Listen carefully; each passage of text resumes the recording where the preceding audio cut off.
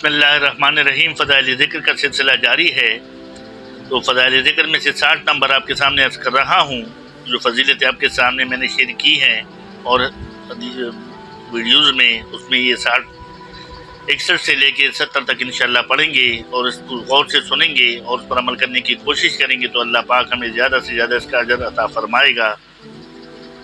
تو شروع کرتے ہیں۔ بسم اللہ الرحمن الرحیم۔ 61 نمبر پر ہے، ذکر کی وجہ سے آدمی میں ایک خاص قوت پیدا ہو جاتی ہے، جس کی وجہ سے ایسے کام اس سے صادر ہونے لگتے ہیں جو دشوار نظر آتے ہیں۔ حضور اقدس صلی اللہ علیہ وسلم نے اپنی بیٹی حضرت فاطمہ رضی اللہ تعالیٰ عنہ کو جب انہوں نے چکی کی مشقت اور کاروبار کی دشواری کی وجہ سے ایک خاص خادم طلب کیا تو سوتے وقت سبحان اللہ الحمدللہ 33 مرتبہ اور اللہ اکبر 34 مرتبہ پڑھنے کا حکم صادر فرمایا تھا، اور یہ ارشاد فرمایا تھا کہ یہ خادم ہے، خادم سے بہتر ہے۔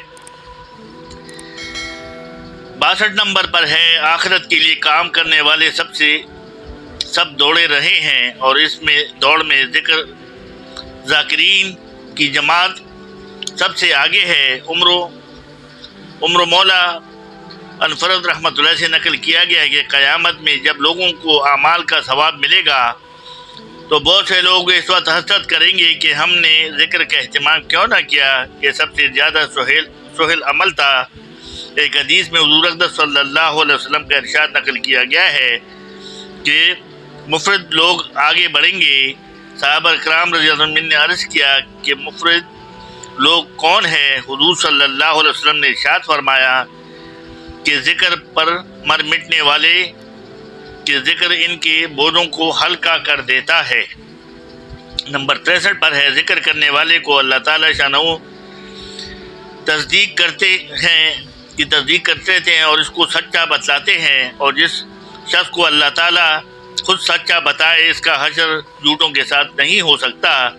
حدیث میں آیا ہے کہ جب بندہ لا الہ الا اللہ اللہ اکبر کہتا ہے تو حق تعالیٰ شانہ فرماتے ہیں میرے بندے نے سچ کہا، میرے سوا کوئی معبود نہیں اور میں سب سے بڑا ہوں۔ 64 پر آیا ہے، ذکر سے جنت میں گھر تعمیر ہوتے ہیں۔ جب بندہ ذکر سے رک جاتا ہے تو فرشتے تعمیر سے رک جاتے ہیں۔ جب ان سے کہا جاتا ہے کہ فلاں تعمیر تم نے کیوں روک دی تو وہ کہتے ہیں کہ اس تعمیر کا خرچ ابھی تک آیا نہیں۔ ایک حدیث میں آیا ہے کہ جو شخص سبحان اللہ و بحمدہ سبحان اللہ العظیم 7 مرتبہ پڑھے گا، ایک گنبد اس کے لیے جنت میں تعمیر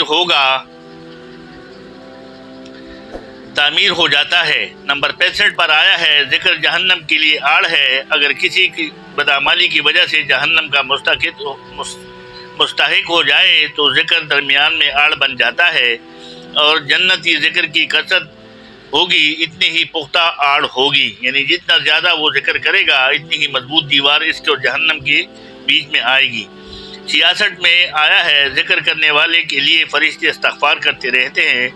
حضرت عمر بن العاص رضی اللہ عنہ سے ذکر کیا گیا ہے کہ جب بندہ سبحان اللہ و بحمدہ کہتا ہے یا الحمدللہ رب العالمین کہتا ہے تو فرشتے دعا کرتے ہیں کہ اے اللہ اس کی مغفرت فرما دے۔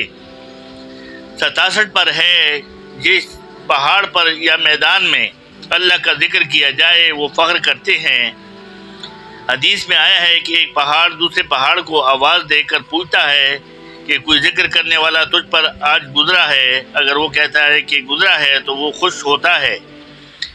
نمبر 68 پر آیا ہے، ذکر کی کثرت نفاق سے بری ہونے کا اطمینان ہے اور سند ہے، کیونکہ اللہ جل شانہ نے منافقتوں کی صرف یہ بیان کی ہے کہ لا یذکر اللہ الا قلیلا، نہیں ذکر کرتے اللہ کی مگر تھوڑا سا۔ کعب رحمۃ اللہ علیہ اخبار سے نقل کیا گیا ہے کہ جو کثرت سے اللہ کا ذکر کرتے ہیں وہ نفاق سے بری ہیں۔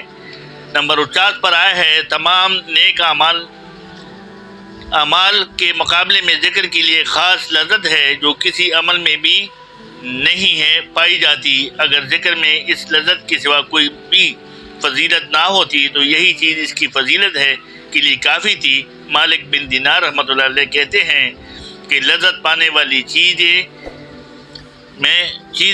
بھی ذکر کے برابر لذت نہیں پا سکتی۔ اور نمبر 70 پر آیا ہے کہ ذکر کرنے والوں کے چہرے پر دنیا میں رونق اور آخرت میں نور ہوگا۔ میرے دوستوں بزرگوں، کتنی زبردست حدیث ہمارے سامنے گزری، اور حدیث کے وہ فوائد جو ہم نے آپ کے سامنے ترتیبوار رکھے ہیں، اللہ پاک مجھے اور آپ کو ان کو پڑھنے اور جو ہم نے سنا اس پر عمل کرنے کی توفیق عطا فرمائے، تاکہ ہماری دنیا بھی آباد ہو اور ہمارا آخرت بھی آباد ہو۔ اللہ پاک ہمیں زیادہ سے زیادہ ذکر کرنے کی توفیق عطا فرمائے۔ صدق اللہ مولانا العلی العظیم۔